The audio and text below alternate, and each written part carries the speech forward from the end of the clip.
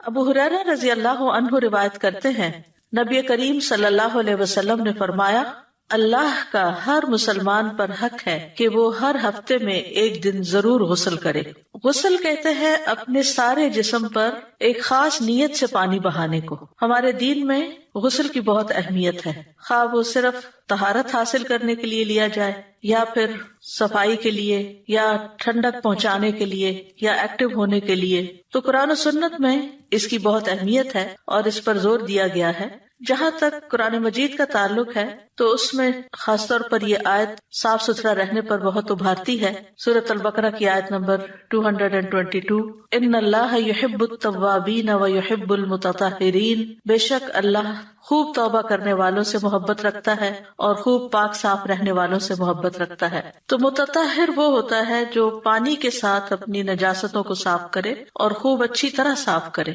جہاں تک سنت کا تعلق ہے تو جیسے یہ حدیث آپ نے پڑھی، اسی طرح بخاری اور مسلم میں ایک اور حدیث بھی ہے، حق علی کل مسلم ان یغتسل فی کل 7 ایام یوما یغسل فیہ رأسہ وجسدہ، کہ ہر مسلمان پر لازم ہے کہ ہر 7 دن میں ایک دن ضرور غسل کرے جس میں وہ اپنے سر کو بھی دھوئے اور اپنے جسم کو بھی دھوئے۔ تو یہاں حق کا مطلب یہ ہے کہ یہ بات لازم ہے، اور 7 دنوں میں ایک دفعہ نہانے سے مراد جمعے کے دن غسل کرنا ہے۔ تو جمعے کا غسل جو ہے اس میں ایک تو ثواب کی نیت ہو سکتی ہے کہ انسان اللہ کے رسول صلی اللہ علیہ وسلم کے حکم پر عمل کرتے ہوئے غسل کر رہا ہے۔ جمعہ کا دن خاص دن بھی ہے اور اس دن پاک صاف ہونا، خصوصاً غسل اور وضو کرنا، یہ بھی ایمان کی علامت ہے، یعنی پاک صاف ہونا ایمان کی علامت ہے، جیسے حدیث میں آتا ہے الطہور شطر الایمان۔ اور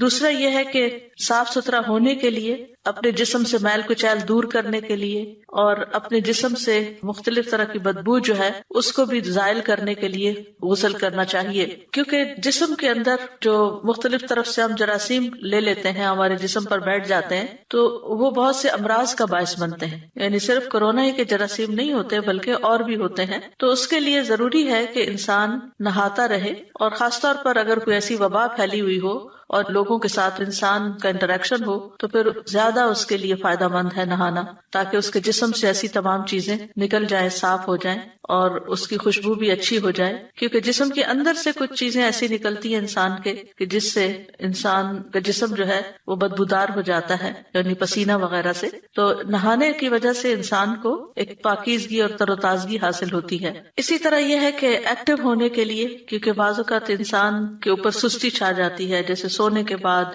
یا تھکاوٹ کے بعد، تو انسان اگر غسل کر لیتا ہے تو اس کی ساری سستی دور ہو جاتی ہے۔ اسی طرح یہ ہے کہ انسان جب گھر سے باہر نکلتا ہے تو اس پر گرد و غبار بھی پڑتا ہے، تو اس کو دھونے کے لیے بھی حضرت عائشہ کہتی ہیں کہ جمعے کے لیے لوگ اپنے گھروں سے اور اوالی سے باری باری آتے تھے اور وہ اونی عبائیں پہنے ہوئے ہوتے تھے، اور راستے میں ان پر گرد و غبار بھی پڑتا تھا جس کی وجہ سے ان سے بو پھوٹتی تھی۔ تو ان میں سے ایک انسان رسول اللہ صلی اللہ علیہ وسلم کی خدمت میں حاضر ہوا، اور اس وقت آپ صلی اللہ علیہ وسلم میرے ہاں تشریف فرما تھے، تو رسول اللہ صلی اللہ علیہ وسلم نے فرمایا، کیا ہی اچھا ہو کہ تم لوگ اس دن کے لیے صاف ستھرے ہو جایا کرو، یعنی جمعہ کے لیے خاص طور پر۔ اوالی کہتے ہیں مختلف جو مدینہ کے آس پاس آؤٹ اسکرٹس میں چھوٹے چھوٹے گاؤں سے آباد تھے، تو لوگ پیدل چل کے آتے، دھوپ میں آتے، اور بعض اوقات اگر سواری پر ہوتے جیسے گدھے وغیرہ کی یا اونٹ کی، تو جانوروں کے چلنے سے، زمین کے اوپر پاؤں مارنے سے بھی گرد و غبار اڑتا ہے اور پھر وہ جسموں پہ جا کے بیٹھ جاتا ہے، سر غبار آلود ہو جاتا ہے۔ لیکن یہ کہ اگر انسان غسل کر کے گھر سے چلا ہو تو کم سے کم احتمال ہوتا ہے کہ انسان ایک ناپسندیدہ حالت میں مسجد میں داخل ہو، کیونکہ جمعہ کا اجتماع عام اجتماعات سے بڑا ہوتا ہے، اور جہاں جتنے زیادہ لوگ اکٹھے ہوں اور خصوصاً موسم گرمی کا ہو تو وہاں ایسی اسمیل ہوتی ہے جو دوسروں کو اذیت دیتی ہے۔ پھر اسی طرح یہ ہے کہ فرشتے بھی حاضر ہوتے ہیں بڑے اجتماعات میں، اور جمعے کے دن خاص طور پر، تو کوئی ایسا کام بھی نہیں کرنا چاہیے کہ جس سے فرشتوں کو اذیت ہو۔ اسی لیے مسجد میں پیاز اور لہسن اور مولی وغیرہ کھا کر آنے سے منع کیا گیا ہے، کیونکہ اس سے انسان کے منہ سے اور جسم سے اسمیل آتی ہے، اس کے پسینے میں بھی اور طرح کی اسمیل شامل ہو جاتی ہے، اور پھر وہ چیز فرشتوں کو اذیت دیتی ہے، اس لیے اس سے بھی بچنا چاہیے۔ اگلی حدیث نمبر 95، وہ وضو کے متعلق ہے۔ وضو، عن ابی ہریرہ عن النبی صلی اللہ علیہ وسلم قال لا يقبل الله صلاة أحدكم إذا أحدث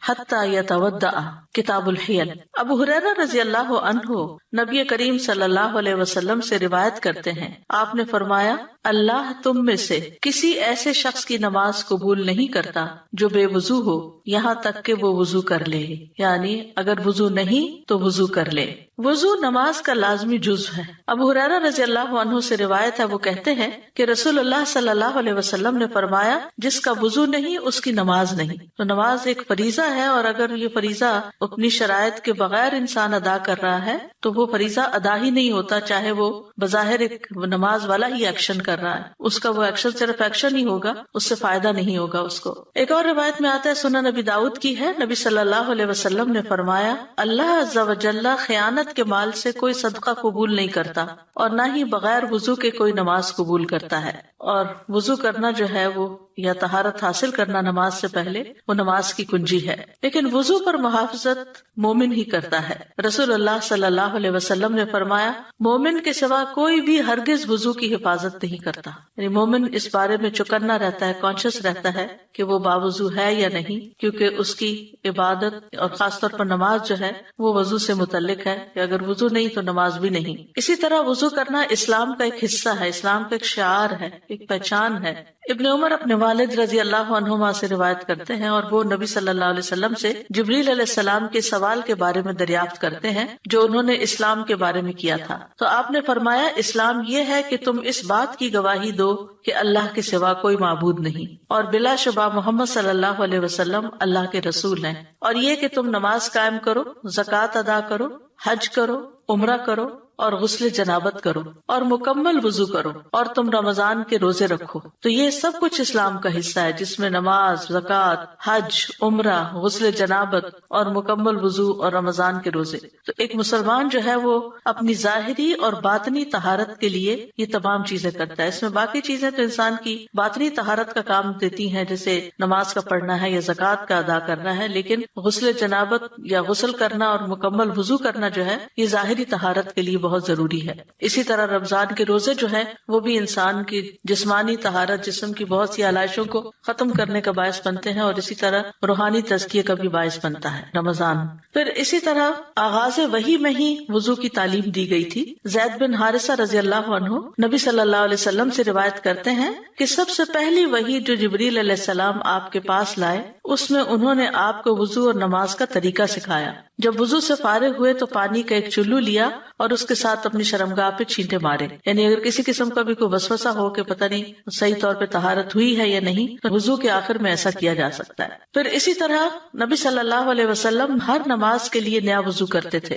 انس رضی اللہ عنہ کہتے ہیں کہ نبی صلی اللہ علیہ وسلم ہر نماز کے لیے نیا وضو کرتے تھے. راوی کہتے ہیں کہ میں نے کہا کہ آپ لوگ کس طرح کرتے تھے، یعنی صحابہ کا کیا طریقہ تھا. کہنے لگے کہ ہم میں سے ہر ایک کو اس کا وضو اس وقت تک کافی ہوتا تھا جب تک کوئی وضو توڑنے والی چیز پیش نہ آتی. تو اس میں یہ ہے کہ اگر انسان کا وضو نہ رہے، جیسے کہ اس حدیث میں آیا ہے، جس حدیث کی یہاں وضاحت کی جا رہی ہے کہ لا يقبل اللہ صلاۃ احدکم اذا احدث حتی یتودع، کہ اللہ تعالیٰ کسی کی نماز قبول نہیں کرتا جو بے وضو ہو، یعنی وضو ٹوٹ جائے اس کا، احدث یہاں تک کہ وضو کر لے. تو صحابہ کا یہ طریقہ تھا کہ وہ جب وضو نہیں رہتا تھا تو اس وقت وضو کرتے تھے. امت کو ہر نماز کے لیے وضو کی ترغیب دی آپ نے. آپ صلی اللہ علیہ وسلم نے فرمایا اگر میری امت پر مشقت نہ ہوتی تو میں انہیں ہر نماز کے وقت وضو کا حکم دیتا اور ہر وضو کے ساتھ مسواک کا حکم دیتا. تو اس سے یہ پتہ چلتا ہے کہ افضل یہی ہے کہ انسان ہر نماز کے ساتھ نیا وضو کرے. لیکن یہ کہ اگر مشقت ہوتی ہے اس میں تو پھر اگر پہلے سے وضو موجود ہے اور وضو ٹوٹا نہیں تو انسان اسی وضو کے ساتھ نماز ادا کر سکتا ہے. پھر اسی طرح یہ ہے کہ وضو کامل ہونا چاہیے اور پورے اہتمام کے ساتھ سارے جسم کے اعضاء کو مل مل کے دھونا چاہیے جن کو وضو میں دھونا ضروری ہوتا ہے. رفاع بن رافع رضی اللہ عنہ سے روایت ہے کہ وہ نبی صلی اللہ علیہ وسلم کے پاس بیٹھے ہوئے تھے. آپ نے فرمایا کسی کی نماز اس وقت تک مکمل نہیں ہوتی جب تک وہ اپنا وضو اس طرح کامل طور پر نہ کرے جس طرح اسے اللہ تعالیٰ نے حکم دیا ہے، یعنی اپنا چہرہ دھوئے اور کوہنیوں تک اپنے دونوں دونوں بازو دھوئے، اپنے سر کا مسح کرے اور ٹخنوں تک اپنے پاؤں دھوئے۔ تو یہ وضو کے فرائض ہیں، کیونکہ ان میں سے اگر کوئی چیز چھوٹ جائے تو وضو نہیں ہوتا۔ نبی صلی اللہ علیہ وسلم نے کامل وضو نہ کرنے والے کو دوبارہ وضو کرنے کا حکم دیا تھا۔ انس بن مالک کہتے ہیں کہ ایک شخص نبی صلی اللہ علیہ وسلم کے پاس وضو کر کے آیا اور اس نے اپنے پاؤں پر ناخن بھر جگہ خشک چھوڑ دی تھی، تو رسول اللہ صلی اللہ علیہ وسلم نے اسے فرمایا واپس جاؤ اور اچھی طرح اپنا وضو کرو،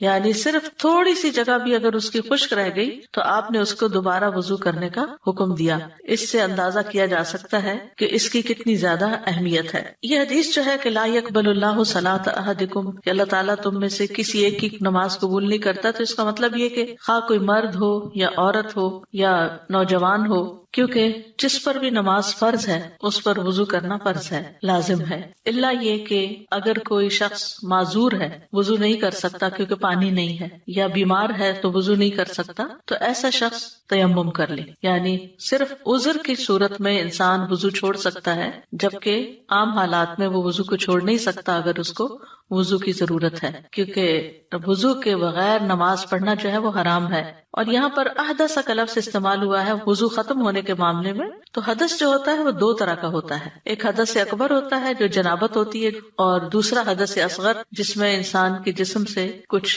مادے ایسے نکلیں کہ جن کی وجہ سے وضو ٹوٹ جائے۔ تو نواقض الوضو جو ہیں جن پر سب کا اتفاق ہے وہ یہ کہ سبیلین سے، یعنی پیشاب کے اگلے رستے سے یا پچھلے رستے سے کوئی بھی چیز جو نکلے، اور وہ نکلنے والی چیز جو ہے اس میں پخانہ، پیشاب، منی، مزی، ودی اور گیسز، اسی طرح حیض کا خون، استحاضہ کا خون، نفاس کا خون، اسی طرح عورت کی فرج سے نکلنے والی رطوبت، باقی چیزیں وضو توڑ دیتی ہیں اور وہ نجس ہوتی ہیں، لیکن مزی اور جو گیسز جسم سے نکلتی ہیں یا عورت کی شرمگاہ سے جو رطوبت نکلتی ہے یہ ناپاک نہیں ہوتی، یعنی اس سے جسم ناپاک نہیں ہوتا لیکن وضو ٹوٹ جاتا ہے۔ پھر اسی طرح یہ ہے کہ انسان اگر سو جائے تو اس کا وضو ٹوٹ جاتا ہے، اگر اس پر کوئی بے ہوشی طاری ہو جائے، کوئی جنون ہو جائے یا وہ نشے میں آ جائے کسی وجہ سے، اگرچہ نشہ حرام ہے لیکن پھر بھی اگر جیسے بعض اوقات آپریشن وغیرہ کے لیے انیستھیزیا دیا جاتا ہے جس کی وجہ سے عقل چلی جاتی ہے، یعنی انسان گہری نیند سو جاتا ہے،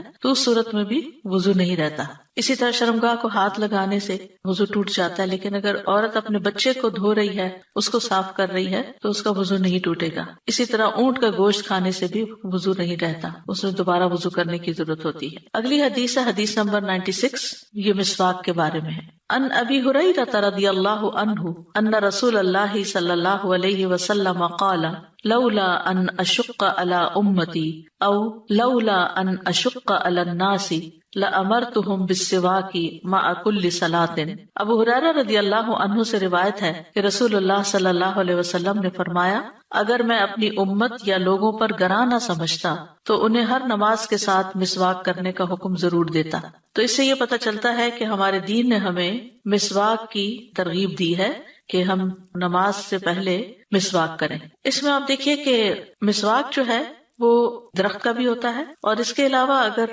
ٹوتھ پیسٹ کے بغیر آپ صرف برش سے اپنے منہ کو صاف کر رہے ہیں تو انشاءاللہ وہ بھی مسواک کے برابر ہو جائے گا۔ یعنی اصل مقصد کیا ہے؟ اپنے منہ کو صاف کرنا۔ اور ایون یہ کہ اگر آپ کے پاس مسواک نہیں ہے یا ٹوتھ برش نہیں ہے تو آپ انگلی کے ساتھ اپنے منہ کو اچھی طرح اپنے دانتوں کو صاف کریں، اور اگر مسواک ہے تو پھر نہ صرف یہ کہ دانت صاف کیے جائیں بلکہ اس کے ساتھ ساتھ اپنے زبان وغیرہ کو بھی صاف کیا جائے۔ اور اس میں یہ ہے کہ جو روزہ دار ہے وہ بھی مسواک کر سکتا ہے، یعنی اس کے لیے بھی مسواک منع نہیں ہے۔ تو یہ حدیث جو ہم نے پڑھی ہے یہ مسواک کی اہمیت پر دلالت کرتی ہے کہ انسان کو مسواک استعمال کرنی چاہیے اور اس کی شدید رغبت بھی رکھنی چاہیے، کیونکہ نبی صلی اللہ علیہ وسلم کو اس کا لازمی حکم دینے سے اس بات نے روکا ہے کہ آپ لوگوں کے مشقت میں پڑنے سے ڈرتے تھے، اس لیے آپ نے روکا ہے، ورنہ یہ ہے کہ یہ ایک مستحب عمل ہے اور پسندیدہ ہے۔ مسواک جو ہے وہ رب کی رضا کا ذریعہ ہے۔ ابو بکر صدیق رضی اللہ عنہ سے روایت ہے کہ نبی صلی اللہ علیہ وسلم نے فرمایا، مسواک منہ کی طہارت اور رب کی رضامندی کا ذریعہ ہے۔ یعنی نہ صرف یہ کہ منہ صاف ہو جاتا ہے، انسان فریش ہو جاتا ہے، انسان کے منہ میں جانے والے جراثیم وغیرہ اور اندر سے اٹھنے والی آلائشیں وہ ختم ہو جاتی ہیں، بلکہ اس کے ساتھ ساتھ انسان کو اللہ سبحانہ وتعالیٰ کی رضا بھی حاصل ہوتی ہے۔ اسی طرح قرآن مجید کی تلاوت کرنے کے لیے خاص طور پر اگر مسواک مسواک کر لیا جائے تو بہت اچھا ہے۔ سمرہ بن جندب نبی صلی اللہ علیہ وسلم سے روایت کرتے ہیں کہ آپ نے فرمایا اپنے منہ کو مسواک کے ساتھ پاک رکھو کیونکہ یہ قرآن کا راستہ ہے، یعنی قرآن کی تلاوت انسان کرتا ہے اور فرشتے حاضر ہوتے ہیں۔ حضرت علی رضی اللہ عنہ نے مسواک کرنے کا حکم دیا اور کہا کہ رسول اللہ صلی اللہ علیہ وسلم نے فرمایا بلا شبہ جب بندہ مسواک کرتا ہے پھر کھڑا ہوتا ہے اور نماز پڑھتا ہے تو اس کے پیچھے فرشتہ کھڑا ہو جاتا ہے اور اس کی قرات غور سے سنتا ہے اور اس سے قریب ہو جاتا ہے حتیٰ کہ وہ اپنا منہ اس کے منہ پر رکھ دیتا ہے، پھر قرآن کا جو حصہ بھی اس کے منہ سے نکلتا ہے فرشتے کے پیٹ میں چلا جاتا ہے، لہٰذا تم قرآن کے لیے مسواک کے ذریعے اپنے منہ پاک رکھو۔ تو اس لیے بہت ضروری ہے کہ انسان نماز سے پہلے، تلاوت قرآن سے پہلے اپنے منہ کو پاک صاف رکھے۔ پھر اسی طرح یہ ہے کہ جب بھی وضو کیا جائے تو ساتھ مسواک کر لیا جائے تو وہ زیادہ فائدہ مند ہے بنسبت بغیر مسواک کے وضو کرنے کے۔ محمد بن یحییٰ بن حبان کہتے ہیں کہ میں نے عبداللہ بن عمر رضی اللہ عنہ سے کہا کہ ابن عمر وضو سے ہوں یا بے وضو، وہ ہر نماز کے لیے پابندی سے وضو کرتے ہیں، اس کی کیا وجہ ہے؟ یعنی عبداللہ بن عمر کے بیٹے کا نام بھی عبداللہ تھا، تو ان سے یہ پوچھتے ہیں محمد بن یحییٰ بن حبان، تو انہوں نے جواب دیا کہ انہیں اسماء بنت زید بن خطاب نے بتایا کہ عبداللہ بن حنظلہ بن ابی عامر نے انہیں بتایا کہ رسول اللہ صلی اللہ علیہ وسلم کو پہلے حکم دیا گیا تھا کہ ہر نماز کے لیے وضو کریں، خواہ پہلے وضو سے ہو یا بے وضو، یعنی ابتدائے اسلام میں ہر نماز کے لیے نیا وضو ضروری تھا، مگر جب انہیں مشقت ہوئی تو حکم دیا گیا کہ ہر نماز کے لیے مسواک کر لیا کریں۔ چنانچہ ابن عمر سمجھتے تھے کہ ان میں ہمت ہے، لہٰذا وہ ہر نماز کے لیے نیا وضو کرتے۔ تو بہرحال اس سے دو باتیں پتہ چلتی ہیں، ایک یہ کہ ابتدائے اسلام میں ہر نماز کے لیے نئے وضو کا حکم تھا، اور دوسرے یہ کہ ہر نماز سے پہلے وضو کے ساتھ مسواک کیا جائے، لیکن یہ حکم وجوب میں نہیں ہے۔ نبی صلی اللہ علیہ وسلم کی عادت تھی کہ دن یا رات میں جب بھی سو کر اٹھتے تو وضو سے پہلے مسواک کیا کرتے تھے۔ اسی طرح حذیفہ رضی اللہ عنہ سے روایت ہے، وہ کہتے ہیں کہ جب رسول اللہ صلی اللہ علیہ وسلم تہجد کے لیے کھڑے ہوتے تو اپنا منہ مسواک سے اچھی طرح صاف فرماتے، کیونکہ اس میں آپ کی لمبی قرات ہوتی تھی، اور جیسا کہ ابھی ہم نے پڑھا کہ فرشتہ حاضر ہوتا ہے اور اپنا منہ قرآن پڑھنے والے کے منہ پر رکھ دیتا ہے، تو اس صورت میں منہ کا پاک صاف ہونا بہت ضروری ہے، ورنہ فرشتے جو ہیں وہ گندگی سے اور بیڈ اسمیل سے نفرت کرتے ہیں اور اذیت محسوس کرتے ہیں۔ پھر اسی طرح ابن عباس تو کہتے ہیں کہ رسول اللہ صلی اللہ علیہ وسلم رات کو 2 رکعت نماز پڑھ کر سلام پھیرتے اور مسواک کرتے، یعنی اتنی زیادہ ان کے ہاں اہمیت تھی کہ ہر 2 رکعت کے بعد تازہ مسواک کرتے۔ اسی طرح صحابہ کا عمل بھی یہ رہا ہے کہ وہ وضو کے ساتھ مسواک کیا کرتے تھے۔ زید بن خالد جوہنی سے مروی ہے، وہ کہتے ہیں کہ میں نے رسول اللہ صلی اللہ علیہ وسلم کو فرماتے ہوئے سنا، اگر میری امت کے لیے مشقت نہ ہوتی تو میں انہیں ہر نماز کے وقت مسواک کا حکم دیتا، یعنی میں ان کو پابند کر دیتا۔ ابو سلمہ کہتے ہیں پھر میں نے دیکھا کہ زید رضی اللہ عنہ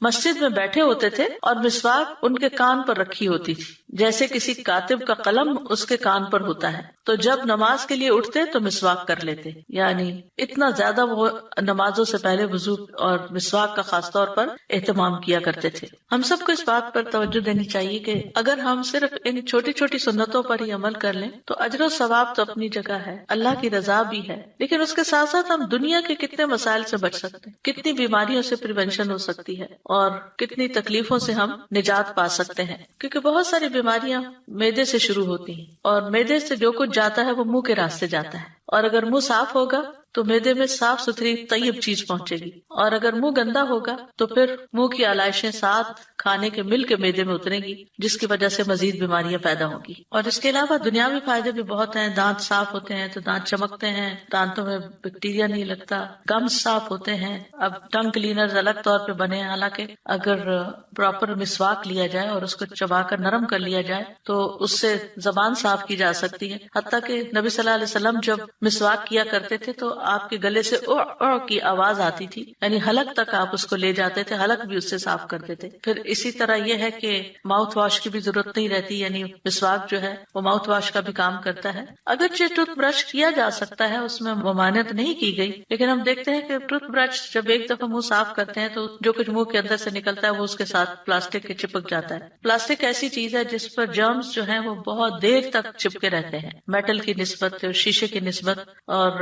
بمشکل اس سے نکلتے ہیں. تو جو فائدے مسواک کرنے لکڑی کی مسواک کرنے کے ہیں وہ فائدے کسی اور چیز میں نہیں ہیں. تو درختوں کی ٹہنیاں، بعض درخت جو ہوتے ہیں ان کے مسواک جو ہیں وہ دوسروں کی بنسبت زیادہ اچھے ہوتے ہیں. پھر ہمیں اگر طریقہ نہیں آتا تو طریقہ سیکھ لینا چاہیے اور اس کے فضائل اور برکات سے فائدہ اٹھانا چاہیے اور اجر و ثواب بھی کمانا چاہیے. دنیا کے فائدے تو سیکنڈری چیز ہے، اصل چیز جو ہے وہ دین کا فائدہ ہے، ہمارے اعمال میں اضافے کا باعث ہے. کیونکہ یقینی طور پر وہ نماز جو تازہ وضو کے ساتھ اور مسواک کے ساتھ پڑھی جاتی ہے اس کا اجر و ثواب زیادہ ہے بنسبت اس نماز کے جو ہم ویسے ہی پڑھ لیتے ہیں. اسی طرح مسواک کی جو ٹہنیاں ہوتی ہیں مختلف درختوں کی، ان میں جیسے زیتون کی مسواک ہے، جیسے نیم کی مسواک ہے، یعنی کوئی بھی چیز جو میسر ہو اس سے کی جا سکتی ہے. ہمیں لازمی طور پر کسی ایک خاص قسم کی لکڑی کو استعمال کرنے کے لیے نہیں کہا گیا، جو بھی جس علاقے میں مسواک میسر ہو. اور مسواک جو ہے اس کی ٹہنیاں اگر توڑ کر خشک کر لی جائیں تو وہ کافی عرصے تک کام آتی ہیں اور ان کا بھی فائدہ ہوتا ہے.